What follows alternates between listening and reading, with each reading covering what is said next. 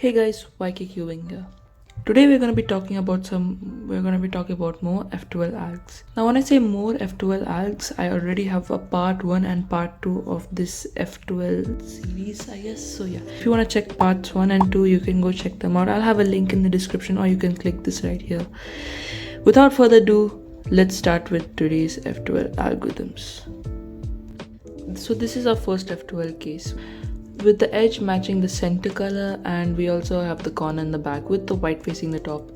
Now we can pretty easily solve this with a rotation and insert, but instead we're going to be taking another way without a rotation. So I think this is a pretty cool alg. So what we can do is we can insert the edge into here by doing R, U prime, R prime. Now once we do a sledgehammer, which is R prime, F, R, F prime, we have the pair and we can insert it like this, and doing it fast will look something like this. That was pretty cool, but let's go to the next alg. The next case is basically this case, but from this angle where we have the edge matching the center and we have the corner solved in its slot. So what we can do for this case, there are two rotationless algorithms, but I'm going to be showing you the best one, which I like to do. It's pretty satisfying as well, which is another reason why I like to use it in my solves. So I'm going to be showing you both the ways. So the first way you can do it is by putting the edge in the back, doing an F, and then you can solve it like this. So that's okay, but we can do it better. So what I like to do is put the edge down, then we do an F prime. So this F prime basically sets up for this corner matching with the edge. So when we do R, U, R, so now we basically brought the corner.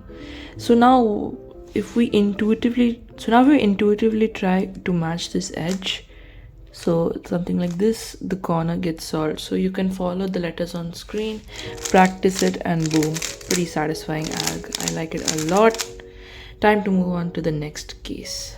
So this case is basically like a 3-move insert, but with the edge repositioned here. So I'm gonna make this rotationless, and firstly want to hold it like this with the corner here. Now you can think of this like a wide right hand algorithm way to solve it. So what we can do is start off with a wide R, but then just continue normal U, R prime, U prime without doing any wide moves.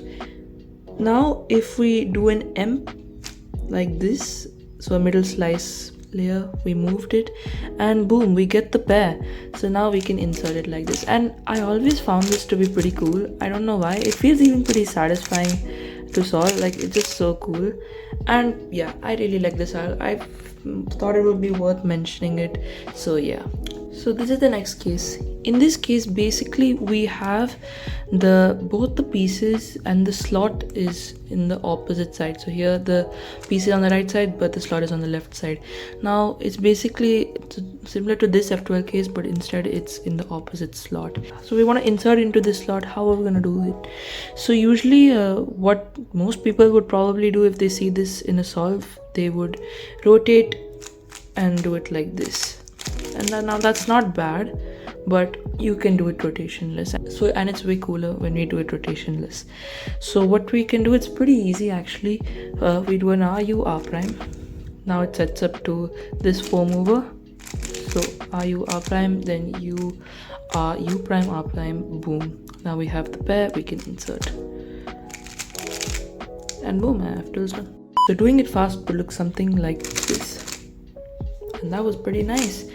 Next, this is another case that I used to find so annoying, and this is an alg that actually I came up with myself. It's basically a straightforward case, but you have to solve it into the back, and I get this pretty common actually, which is why I found an alg for it. I actually created it myself. So what most people would do in this situation is that they would just, break it apart like this, so they can set it to a 3-mover, and boom, they would insert like this. So to solve this into the back, start off with a sledgehammer. So R prime, F, R, F prime. Now, as you can see, we basically disassemble these two. So now if we do one R, we join these two. We can move it away, put the cross edge back down, and insert like this. So but what I would do is, instead of moving it down, I would do an R2 so that we can push this to the back. Now we can put the pair and join it to create this block kind of, and then and boom, we solve this into the back. And I really like this algorithm. This is the final case we're going to be discussing today.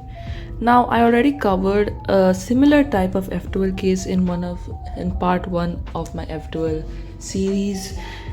So basically in that case the edge was flipped, but in this situation the edge color is matching the center color. So what most people do in this case is just take it out and then insert it.